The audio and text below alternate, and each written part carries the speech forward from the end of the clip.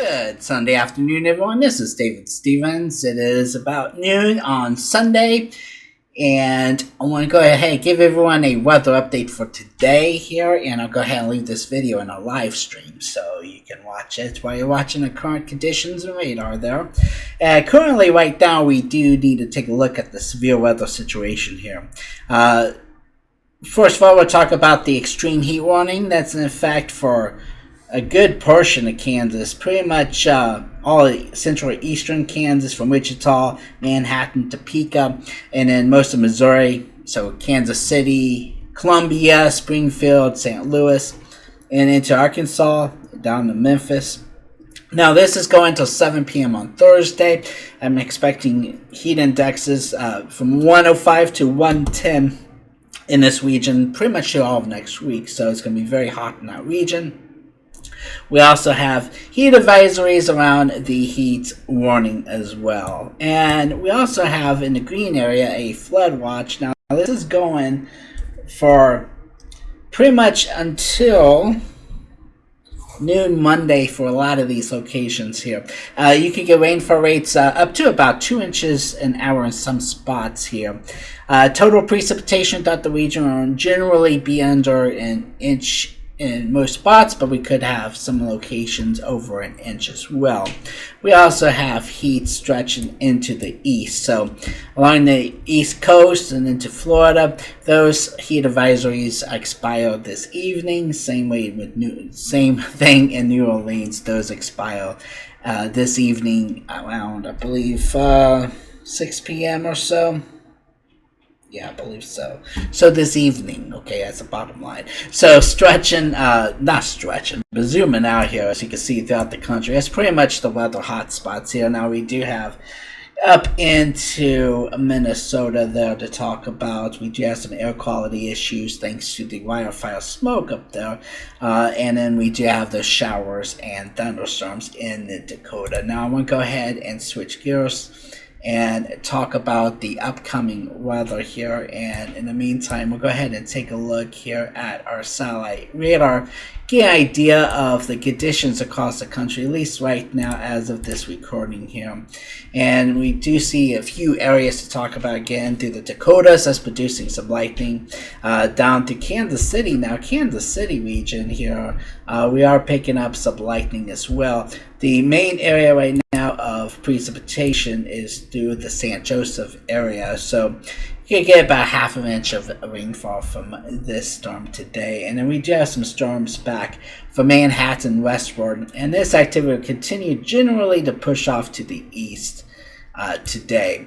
And like I showed you in the previous graphic here, we do have a big area under a flood watch that could get some heavy precipitation, and right now we do have some strong storms located just east of Indianapolis right now, and those will continue to push off to the east through the Ohio Valley here. I'm going to go ahead and pull up a model here and take a look at the thunderstorms here, and that's through Wednesday. Let's go local time here. That's a Euro. I'm going to go ahead and take a look at the icon. Yeah, let's see if it's picking up the storms in Kansas City. Now, a lot of the models didn't necessarily show Kansas City with the rain right now, so that may not be a good sign. Let me find a good model. This model's really not performing that well right now here. So I'm going to go ahead and go with our short-term model, the H triple R right now for today. I think this one's the most the best performing model right now, and it's my favorite short-term model to look at. So I'm going to go ahead and zoom out. This is 10 a.m. this morning. As you can see, we do have the light rain through the Kansas City area, and then we do have the widespread storms moving through Indianapolis right now. This is about 5 p.m. tonight. We do have more storms that will move into Indianapolis tonight. As you can see through central Illinois, though, they could pick up definitely in the whole region. Could see some areas over an inch of precipitation from the storms as they move through, and they will continue to push to the southeast through Monday. Again, there's going to be more storms on more storms, have more heavy rainfall on Monday as well. So if you're watching from the St. Louis area up to Springfield, Illinois, you're definitely going to get some more heavy rainfall tomorrow as well. And we don't want to forget our friends up here in the Dakotas and moving into Minnesota here. So I'm going to go ahead back up here since the radar was focused down there. So again, you're looking at the icon model, and this is just a look at the rain and thunderstorms potential here. As you can see, we do have the storms today, which according to this, you'll still see some storms out there, especially when you work your way into Montana, and those will continue to work their way through through North Dakota this afternoon and evening, and will continue to work its way to the east. And then Monday, again, more heavy rainfall is likely in that region as well, as the storms will move eastward. So looking at about 8 o'clock in the morning, strong storms move the Fargo area, could give them over an inch of precipitation from that, as the storms track their way to the southeast towards Minneapolis and St. Paul. Heavy storms move in St. Paul in the afternoon and Minneapolis, but then they start to fizzle as you work your way through Monday night. And then we just more storms firing up Monday night up towards Huron, and heading into, looks like north of Sioux Falls for the heaviest storms. And then you could get some activity overnight Monday night into Tuesday just west of Sioux City and Grand Island, and those storms will try to work their way to the northeast. They may not make it to Sioux City, but keep your eye out for the possibility of some more storms. And of course, the model stops there Tuesday at 6 a.m. about that. And I just want to thank you for liking, watching, and subscribing. And if you have any ideas, leave comments. I love to read your comments. We're a fairly new channel. This channel's been around for a couple of years, but I'm really getting focused now. And my goal is to bring you the latest weather information without the hype, without the clickbait. I see them all the time with the maps saying, "Oh, this is the worst storm ever made," like doomsday type stuff. No, I don't want to do that. Now, if the weather's going to be bad, I'll let you know, hey, there could be a tornado watch, tornado warning, whatever, And that's why I have the radar looping and stuff and going through each location to bring you the warnings in real time without the hype, without scaring you and stuff, because you look at the thumbnails, and they recommend it, okay? No beef against vidIQ. They have some good stuff. But if you go in there, you say, AI, how did I do weather headline? And they're like, okay, tell them it's the worst storm to mankind. Or, we've never seen a hurricane like this. And I'm sure you've seen those videos where a Category 6 hurricane. Oh, wow. That's impossible. There is no Category 6 hurricane.